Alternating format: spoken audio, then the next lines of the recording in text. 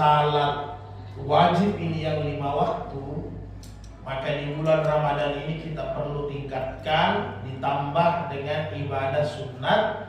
Dan salat sunat yang afdal sesudah salat maktubah adalah salat tarawih.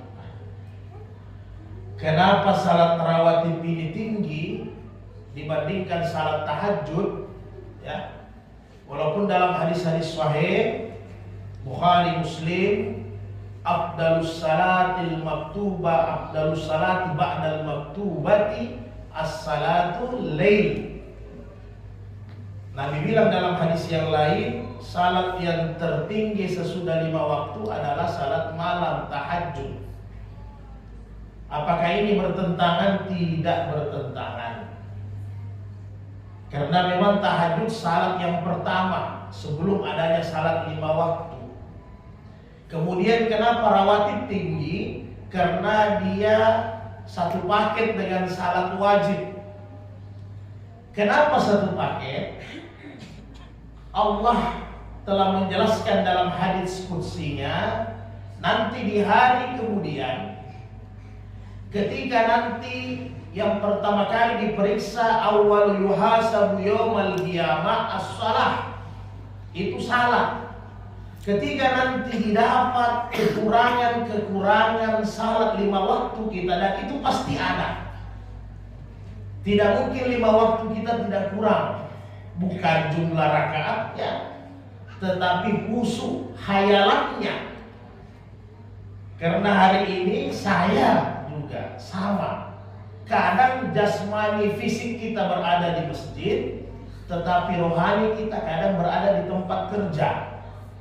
Kadang di rakaat pertama kita khusyuk, di rakaat kedua sudah teringat menu makanan.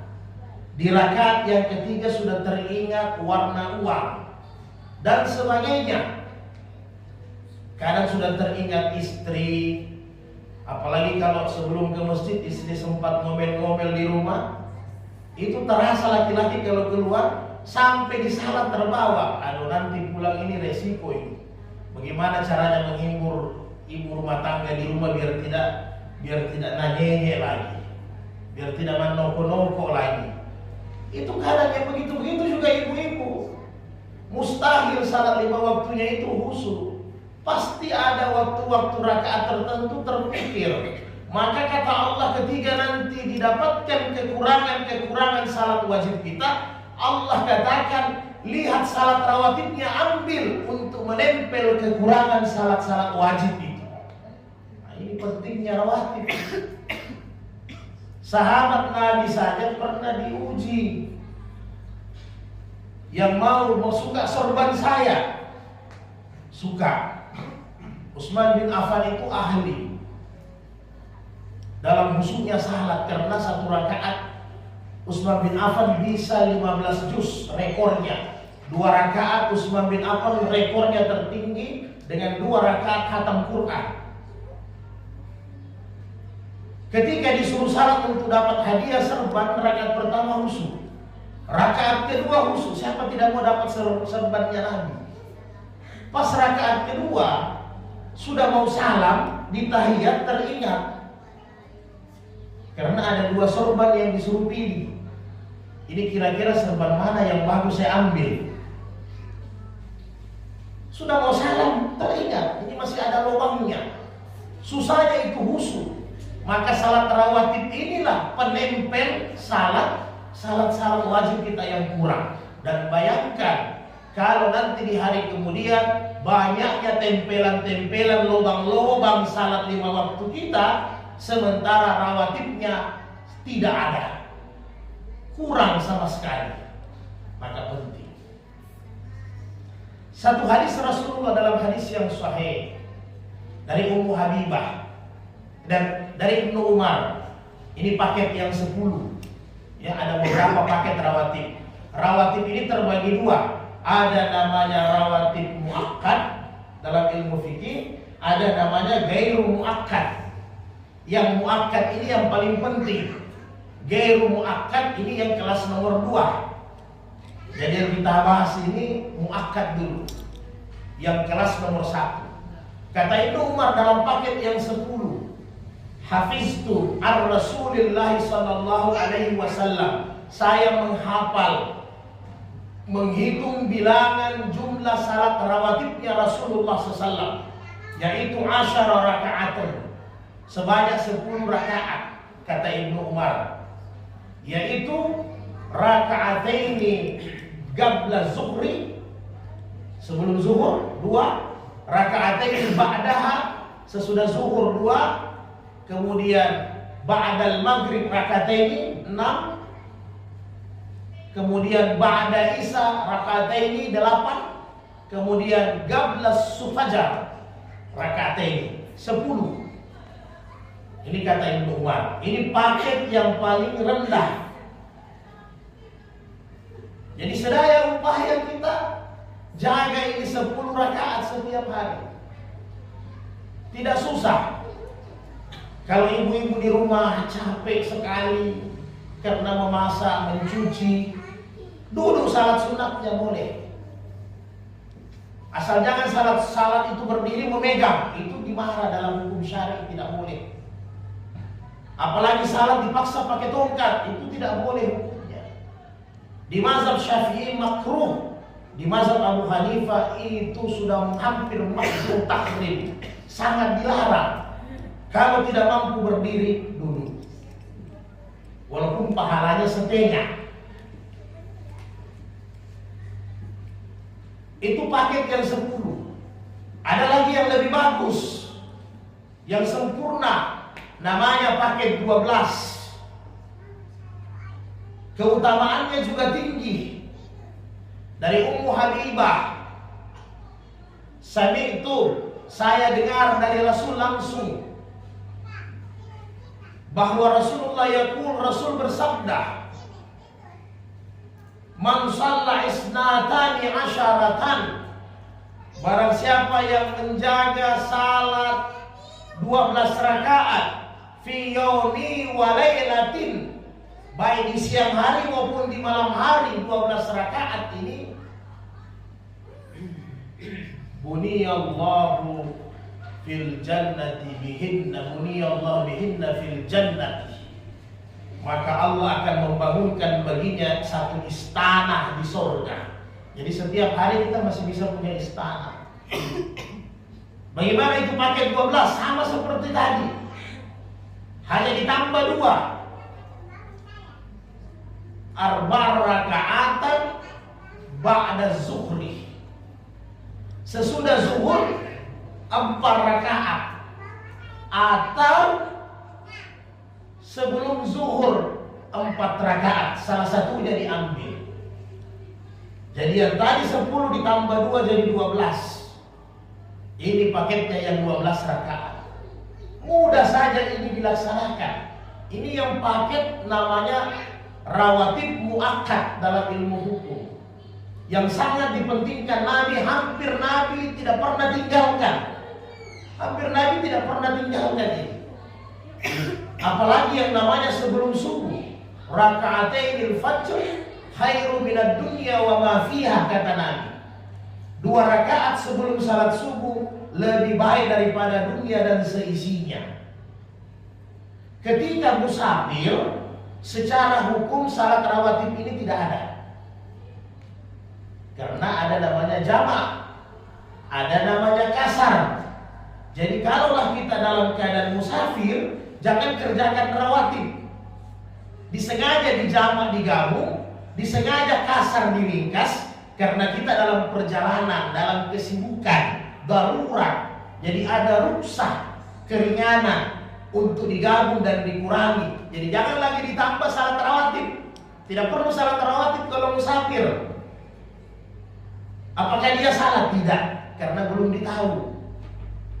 Nabi dalam perjalanan, dalam hadis sahih, kalau dalam musafir tidak melaksanakan salat rawatib kecuali sebelum subuh.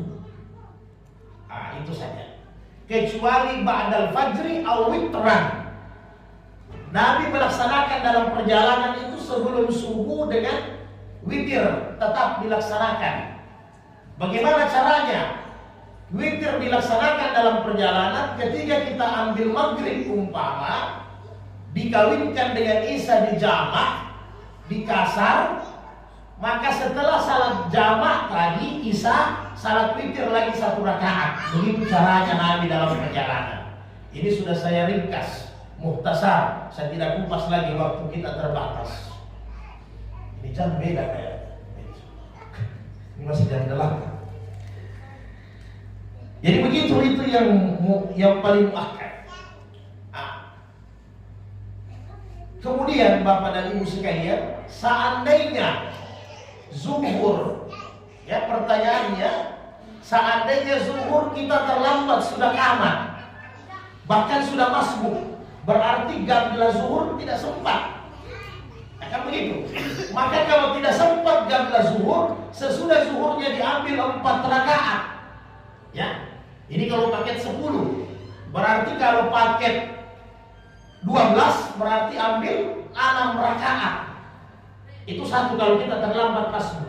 Yang kedua, tiba-tiba habis zuhur datang tamu. Ada keperluan seperti Nabi biasanya, tiba-tiba ada keperluan, ada tamu, tidak sempat ba'da zuhur.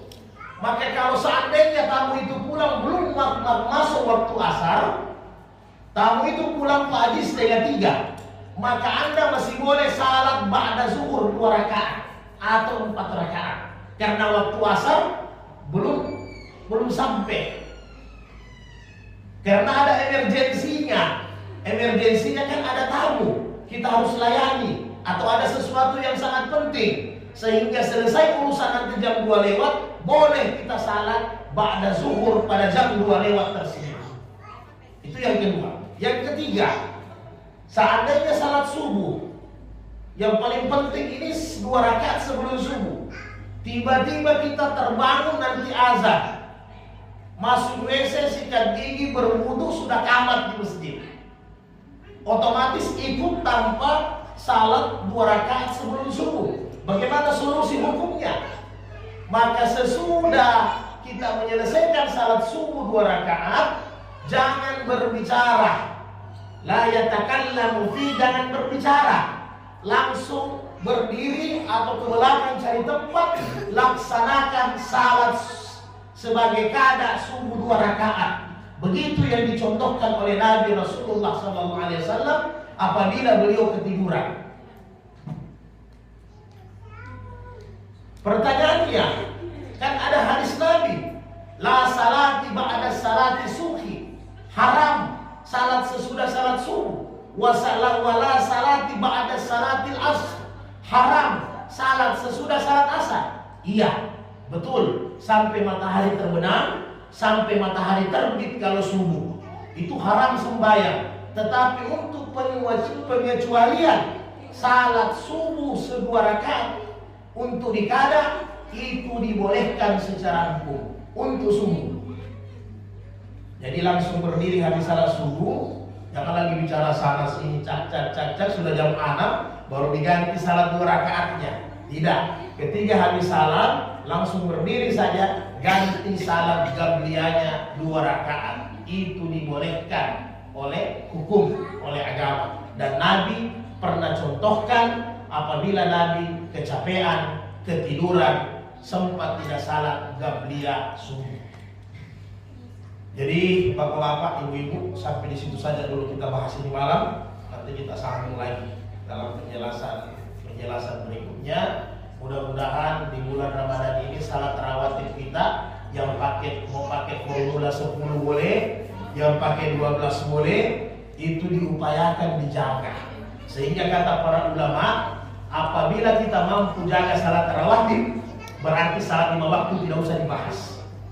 Siapa yang mampu jaga salat rawatib, berarti 5 waktunya itu akan sempurna, otomatis.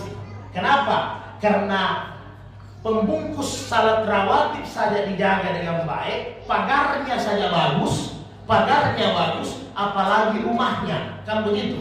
Jadi otomatis kalau dijaga ini rawatib, otomatis salat 5 waktu kita akan terjaga, baik waktunya, khusyuknya, tempatnya akan terjaga dengan sebaik-baiknya. Dan kalau salat kita sempurna, salat inilah yang akan menemani kita ketika sakratul maut nazah, yang akan ada di samping kita di telinga. Dan salat ini juga akan ada masuk di alam barzakh, alam pertama kali nanti kita berhadapan di akhirat. Alam yang pertama kali adalah alam kubur. Maka salat ini sebagai teman kita yang ada di alam kubur nanti. Apabila Nabi bilang salatnya bagus, maka temannya juga bagus. Apabila salatnya ini buruk, maka temannya juga nanti dikubur dia buruk, tergantung salatnya. Mudah-mudahan kita termasuk orang-orang yang husnul khatimah, orang-orang yang berhasil di bulan suci Ramadan. Amin ya rabbal alamin.